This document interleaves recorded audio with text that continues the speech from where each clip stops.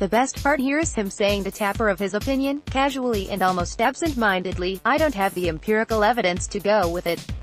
That's a healthy habit for a former director of national intelligence, no? Just shoot in the breeze, no data required, about an enemy power having possibly swung a presidential election. If I recall correctly, no one else in government has made this claim. Not even Democratic partisans on the congressional intel committees have, although, Adam Schif being Adam Schif, he probably tossed it into a TV appearance at some point. Tapper asks him about that, in fact, and Clapper notes that it would have been inappropriate to speculate about it in the intel report issued early last year about Russian interference in the campaign. Intel chiefs aren't elections analysts, after all. Absent any evidence of foreign vote tampering, they simply have nothing to say about why one candidate won and another lost, so their report didn't mention it. Freed from his professional ethical obligations and basic prudential concerns about speculating without evidence, though, Clapper wants the world to know that, given the extent of the Russian influence campaign and the extremely tight vote in key states like Pennsylvania and Michigan, it simply must be the case that they made the difference.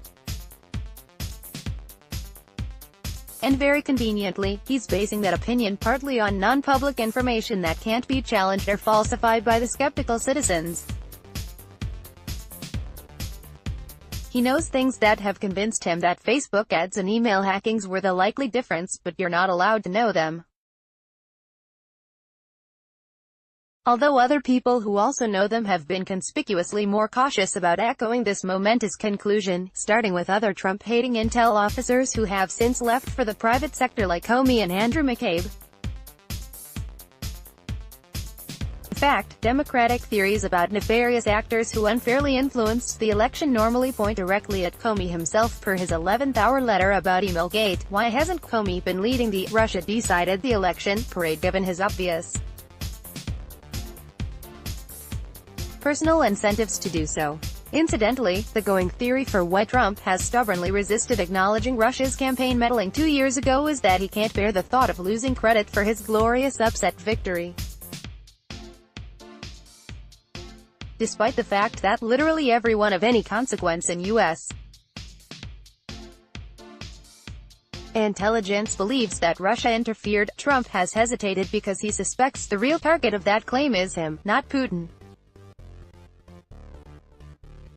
People have tried to coax him off of that position by reassuring him that there's no evidence Russia's meddling was the difference and thus no reason to question his presidential legitimacy, believing that maybe those reassurances will lead him to come around and acknowledge Russia's operations. But here's Clapper blowing all of that up. He does question Trump's victory. You would think he'd at least come to interviews armed with some sort of data to support it, even something as dubious as a correlation between Twitter bot activity and Trump's overperformance in certain regions. He offers nothing.